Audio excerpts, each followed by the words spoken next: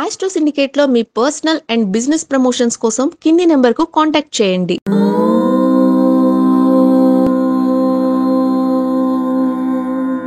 ఓం శ్రీ గురుభ్యో నమః. హరి ఓం. ఆపదామపహర్తారం దాతారం సర్వసంపదాం లోకాభిరామం శ్రీరామం భూయో భూయో నమామ్యహం. అందరికీ నమస్కారం.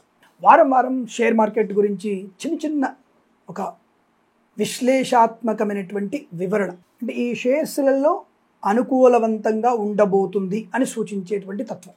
నేనేదో వ్యాపారస్తుడిగా మారిపోయాను అనేటువంటి భావన పెట్టుకోకండి. షేర్స్లలో కూడా ఏ రాశి వారికి ఈ వారంలో అనుకూలవంతమైన వృద్ధి ఉంటుంది, ఏ పేర్లతో ఉన్నటువంటి షేర్స్కి నామనక్షత్ర ప్రధానంగా అనుకూలంగా ఉంటుంది చెప్పగలిగే ప్రయత్నం. అంతే తప్ప ఏదో మిమ్మల్ని నేను మసిపూసి మారడిగా చేసి ఆశాంతం మిమ్మల్ని కోటీశ్వరు చేయలను, అయితే మీ మీద కోపంతో నేను నాశనం చేయాలన్నటువంటి ఉద్దేశం నాది కాదు. ఒక సూచన. ఇప్పుడు ఎంతోమంది షేర్ మార్కెట్ అనాలిసిస్ చేస్తుంటారు. మీరు మాదే నేర్చుకోండి, 90 రూపాయలు కట్టండి, 150 రూపాయలు కట్టండి, 190 కట్టండి, మీరు స్టిప్ చేయొచ్చు, ఎలా దాంట్లో పెట్టుబడి పెట్టవచ్చును అని చెప్తూ ఉంటారు. అంత మాత్రాన వాళ్ళ మీద ఆధారపడి మీరు పెట్టుబడి పెడుతున్నారా? లేదు కదా. అలాగే జ్యోతిష శాస్త్ర ప్రకారంగా కూడా ఏ షేర్స్కి వృద్ధి పొందుకునే అవకాశం ఉందని చెప్పే నా ఉద్దేశం. యుద్ధ వాతావరణాన్ని, అలాగే మన యొక్క భౌతిక వాతావరణాన్ని, అంటే వర్ష పరిస్థితులని, ఇవన్నిటి కూడా మనము సమీకరణ చేసి చెప్తాం. సో మీకు అప్పుడే చెప్పాను, 22వ తేదీ 20వ తేదీ తర్వాతనే మనకి వర్షాల యొక్క ప్రభావం బాగా ఉంటుందని చెప్పేసి. కాబట్టి మనకి మొన్న 20వ తేదీ నుంచి చుట్టుముట్టు వర్షాలన్నీ కూడా అనుకూలంగా ఉన్నాయి.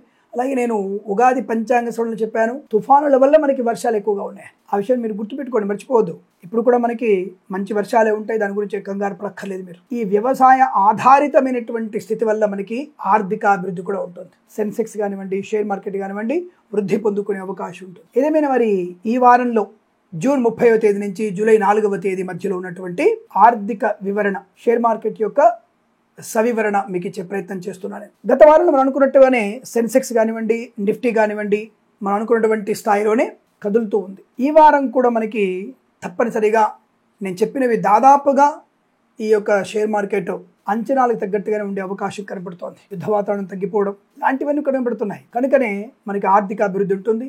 ఐరోపా దేశాలతో ముడిపడినటువంటి కొన్ని వివాదాలు, అమెరికా తీసుకున్నటువంటి కొన్ని నిర్బంధ నియంతృత్వ సమీకరణాల వల్ల నష్టాన్ని పొందుకోవడం లాంటిది కనబడుతోంది. సరే, వాడి గొప్పలు వాడు చెప్పుకుంటాడు ట్రంప్, వాడిదేం పోయింది. కాబట్టి దాని గురించి కాకుండా మనము మన దేశ స్వీయ ఆర్థిక వ్యవస్థలో మనం ఉన్నత స్థానంలో ఉన్నాం.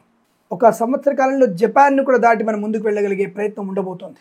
జర్మనీని దాటేసాం మనం. కాబట్టి మరి ఈ వారంలో షేర్ మార్కెట్ యొక్క స్థితి ఎలా ఉండబోతుందన్న చిన్న విషయాన్ని మీకు చెప్తూ, ఈ వారంలో సెన్సెక్స్ ఎంతవరకు ఊగిసలాడవచ్చును, ఎంతవరకు ఆ యొక్క స్థితి ఎన్ని పాయింట్స్ వరకు చేరుకోవచ్చు అనే విషయం చూస్తే 84,181 పాయింట్ల నుంచి 84,560 మధ్యలో ఈ సెన్సెక్స్ మనకి చేరువగా ఉండే అవకాశం కనపడుతోంది. అంటే ఆర్థిక పరిస్థితి అనుకూలంగానే ఉందని అర్థం. నిఫ్టీ వచ్చేసి 25,728 నుంచి 26,050 బెంచ్ మార్క్ని చేరుకోగలిగే అవకాశాలు బలంగా కనపడుతున్నాయి. BSE 100 కూడా 26,400 పై చిలుకే తటస్థమైనటువంటి స్థితిని చేరుకోగలిగే అవకాశం కనబడుతుంది. ఈ వారంలో మనకి మంచి ఆర్థిక వ్యవస్థ ఉంటుంది. మరి షేర్ మార్కెట్లలో సాఫ్ట్వేర్ అంటే IT షేర్స్ ఏవి బాగున్నాయి అంటే, ముందు వరుసలో ఉన్నది HCL, రెండవ వరుసలో ఇన్ఫోసిస్, మూడవ వరుసలో టాటా. ఈ 3 షేర్స్లలో మనకి లాభం కనబడుతోంది. నామ నక్షత్ర ప్రధానంగానే చెప్తున్నాను నేను, కాబట్టి వాటిల్లో మీరు తప్పకుండా పెట్టుకోవచ్చు.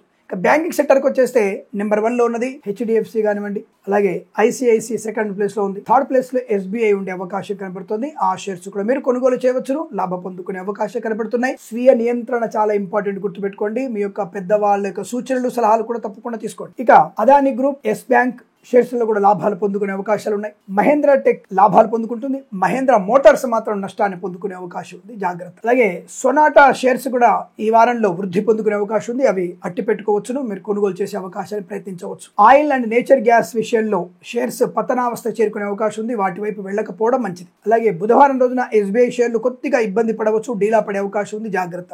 టాటా మోటార్స్ విషయంలో కూడా జాగ్రత్తగా ఉండే ప్రయత్నాన్ని చేయండి. టాటా స్టీల్ మాత్రం మీకు అనుకూలవంతమైన షేర్ వృద్ధి పొందుకునే అవకాశం కనపడుతోంది.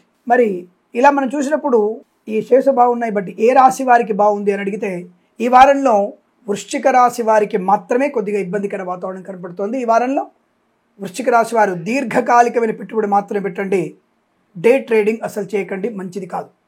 అలాగే ధనుసు రాశి వారికి కూడా యావరేజ్ ఫలితాలు ఉన్నాయి. దీర్ఘకాలికమైన పెట్టుబడి పెడితే మంచిది, లాభాన్ని పొందుకునే అవకాశాలు బలంగా కనబడుతున్నాయి. నేను చెప్పినటువంటి షేర్ మార్కెట్ విశ్లేషణ అనేది మీ యొక్క స్వీయ అనుభవంతో, పెద్దవాళ్ళ యొక్క సూచనలతో, మార్కెట్ యొక్క విలువలని, మార్కెట్ యొక్క స్థితిగతుల్ని అన్నిటిని కూడా సమతుల్యంగా తీసుకొని మీరు ఆర్థిక అభివృద్ధి పొందాలని కోరుకుంటూ, తప్పకుండా ఈ వారంలో షేర్ మార్కెట్ అభివృద్ధి కనబడుతుందని గట్టిగా నేను చెబుతూ, సర్వేజన సుఖినో భవంతు, ప్రేమతో మీ కిరణ్ శర్మ.